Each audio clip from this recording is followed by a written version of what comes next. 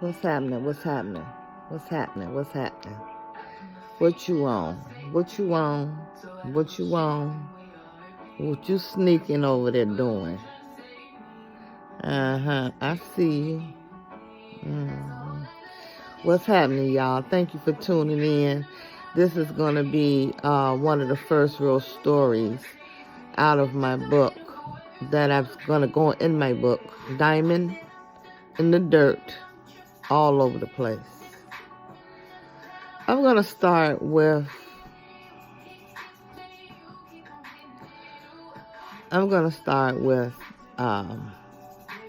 first let me throw this out there. Thank my honor, my obedience to God and all his blessings to me and all that good stuff.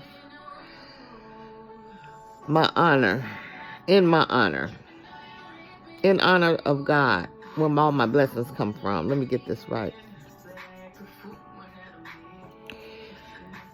I want to thank God for all my blessings. I always got stuff on my lip. I want to thank God for all my blessings and all of that jazz.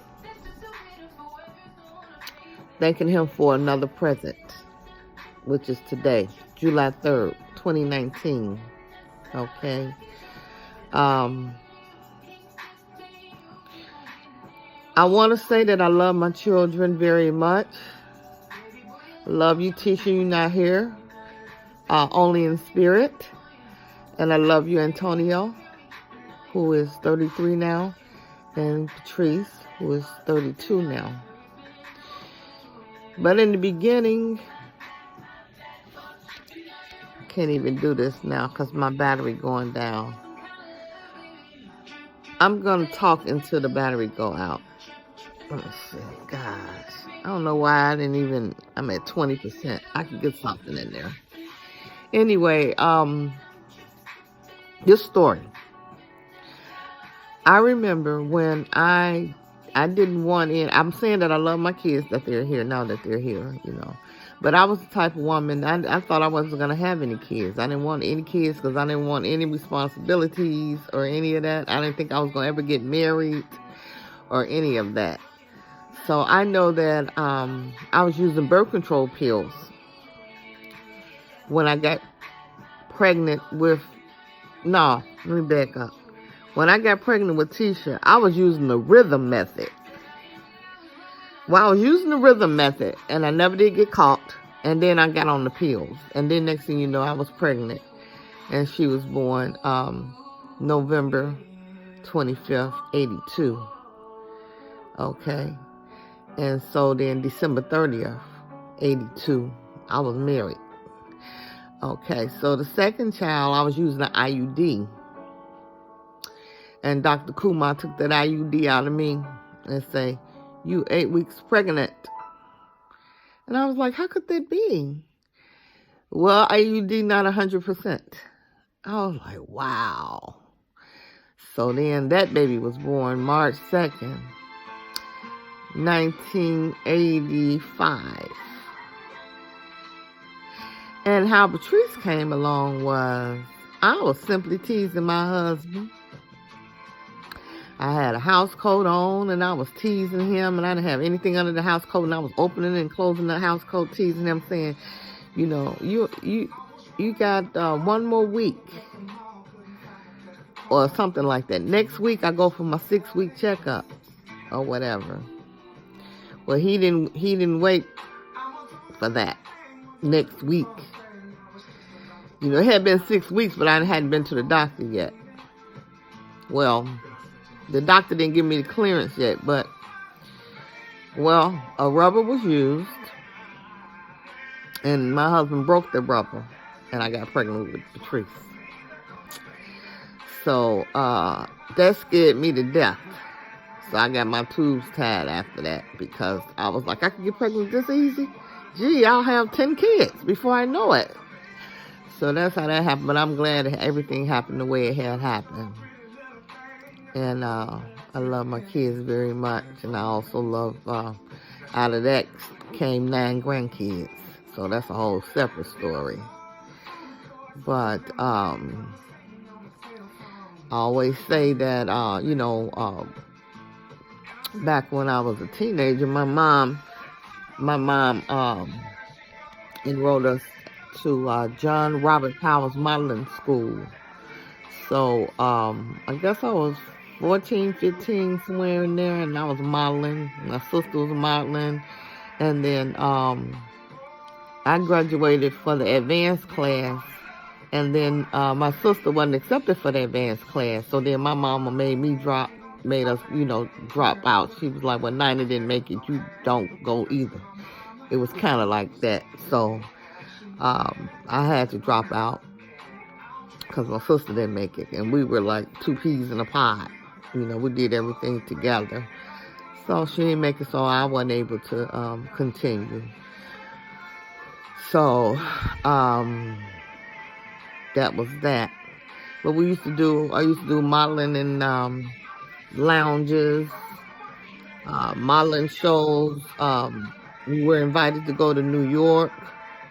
Wasn't able to go because my sister wasn't going to be able to go, so I couldn't go. I'm pretty sure that's how it went. It was a long time ago. I could be off, but anyhow, I know we did get invited, and I know I wasn't able to go. So, I mean, the school, John Robert Powell School, they had something coming up, but it was for the advanced people, which I didn't get a chance to be included in because we dropped out after that. What else? So anyway, after that, see how I'm all over the place? I went back to that, and then that was before I had even met my husband. Now, before my husband, all I dealt was with business owners, which was wrong. They were all married. Most of those men I was dealing with was married, but they were loaded. And I'm not, it was what it was. I'm not necessarily proud of that, but it was just a time in my life. It was part of my learning process. So, I had came from money, and I thought everybody I dealt with should have had money, and they did. I made sure of that. So I was with a different elite type of people all the time.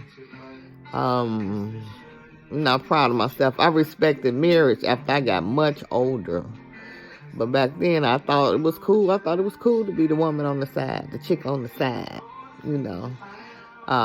doing for the man what their wife wouldn't do for them. Well, I was willing to do all those things back then, but you just change as you get older. That's why men like real young chicks, because they dumb. They dumb and stupid, and you can get them to talk them into anything. Just whisper sweet nothings in their ear, and they go along with the majority of them. I know I was in that loop. I did. I believed everything they was telling me, because that's you're considered green, naive, and it's your learning process. Wisdom and youth don't go together. By the time you really learn something, you done got older, because you ain't lived long enough to know it all. You in your 30s, you think you just got it all mapped out, but you really don't. You really don't. I mean, you can be on a good level of what I want to say. You can have yourself totally together, be in a good space. But when life happens, if something go wrong that you've never ever had to deal with before, then that's when your experience come in and kick in, because you couldn't possibly know if you ain't never dealt with it before, So relationships, people,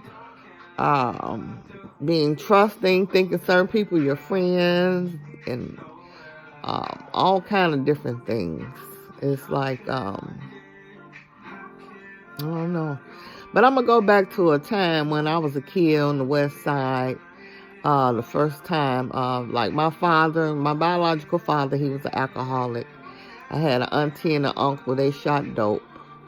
I had my hardworking grandmother and my grandfather, myself, and then there was cousins that were in and out of my auntie and them. cousins and different things in and out of the house. My grandmother owned a 2-flat house with a live-in basement